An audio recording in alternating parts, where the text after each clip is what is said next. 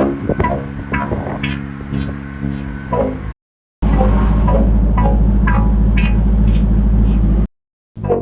there we are.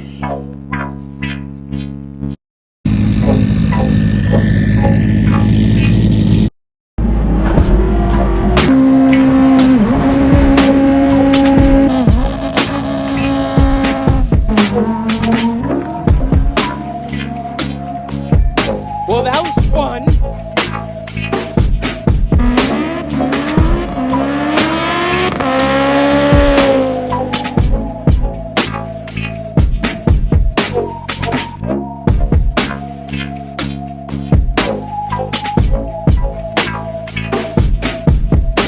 Alright, finally back in the lab, got this thing out of the car. So it's time to take this thing apart.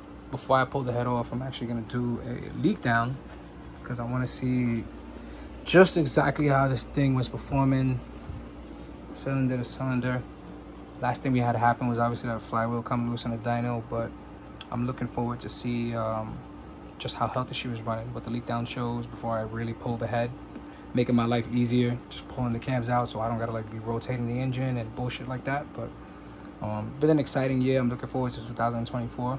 So where we're at right now is like literally the perfect like equilibrium. Like this is how I want to end the year, because most people, they end the year with a bunch of broken shit, you know, and you can't see how things were running with engines that are in like 1,000 pieces. So yeah, let's see how she looks.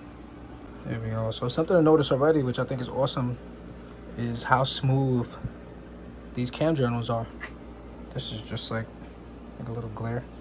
Some of this was like that already, but every time I would pull ahead before, it was damaged. Now we're smooth. And then looking in the actual pocket itself, not that I want that, but I want to drop the cam, but not looking bad. Maybe the dry sump has proven itself for real this time. It might have been a worthy upgrade. Okay. Alright, so we got the head off. And I mean, going through everything. Looks good. Actually, looks really good. Great cylinder seal. From cylinder to cylinder. You know, we look like head gaskets doing its thing. And you know, looking at the pistons, we got some pretty even airflow, fuel flow. So not bad. Not bad at all. One thing that's interesting is that little shiny section there. That damn near looks like pistons are touching the head on the exhaust side. But looking at, oh yeah. Oh, would you look at that?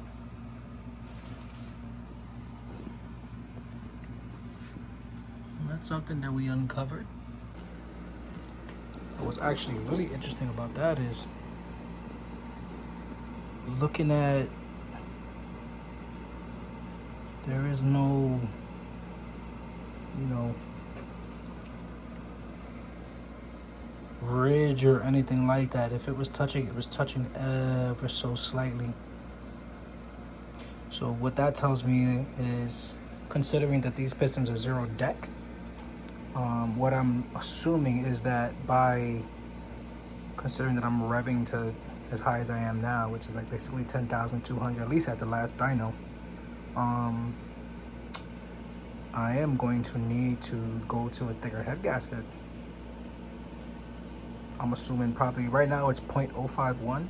Probably gonna have to go to a 60,000 head gasket, a little bit thicker, and see how that goes. Because the only other, that's the minor fix right now. If this something like this still happens after I take that apart from going to a thicker gasket, I'm gonna end up having to do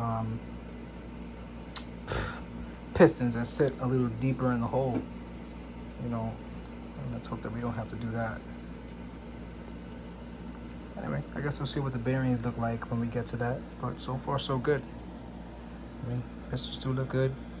There's not any shavings or metal or anything like that in the oil or whatever, so I mean, however much it was hitting couldn't have been bad enough to cause, you know, any like catastrophic failures or anything like that. But this you do not want. You don't want that.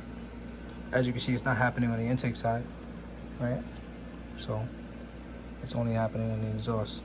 So we'll figure it out. Damn, these look good. That's cylinder number 1. There's actually still a little bit of the coating left. That's what that dark material is, I'm pretty sure, because I was kind of skeptical about that when I was putting it all together. Anyway, this is just the bottom cap, so, but even from looking at the crank, you know what I mean, just going left to right, that looks fucking great. There we go.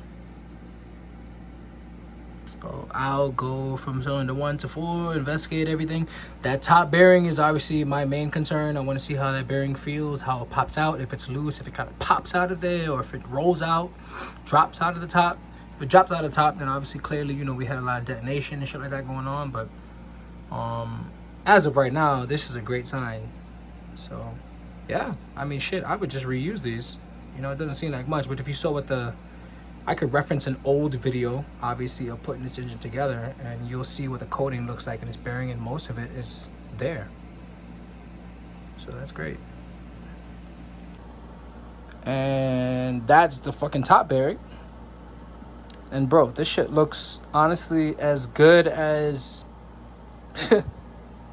This looks as good as when I put it in, damn near, minus maybe a little bit of coating. But it looks good. How can I get this to focus better? Hold on. That's cylinder number 1. That mark right there that you see, that kind of indent, is basically the timing mark. It kind of shows you as to kind of where, after top dead center, the spark plug is actually firing. So, you know, you fire the plug before top dead center to give it, that's why it's called, you know, timing. And where the plug actually fires and where the piston gets shot back down, that's what you see that fire. This is, just for reference, intake side, exhaust side. So things were, honestly, in my opinion, kind of spot on. Looks good. Looks really good.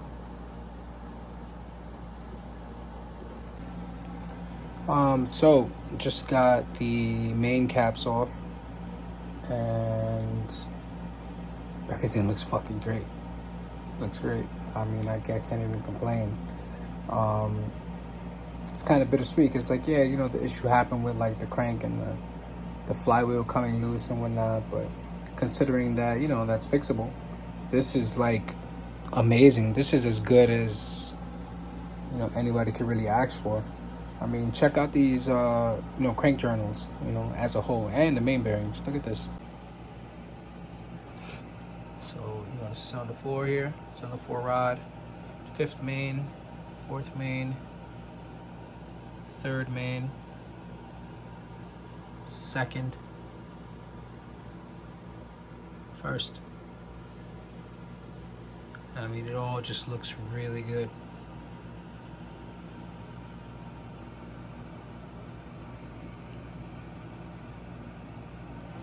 And here are the actual main bearings.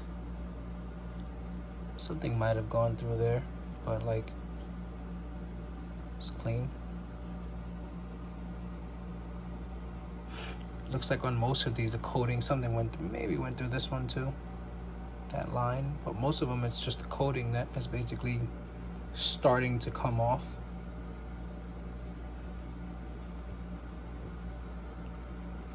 And even these, like, doesn't catch your finger or anything like that. It's smooth to the touch. And but you know, we're talking about clearances that are like, you know, almost the equivalent of a human hair. So, but still, you know, it's clean. You know, and these are the rods. And the cylinder 1.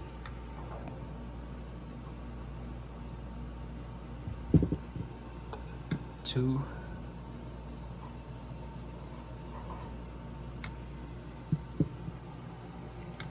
3. Coating is literally barely coming off. This is 4.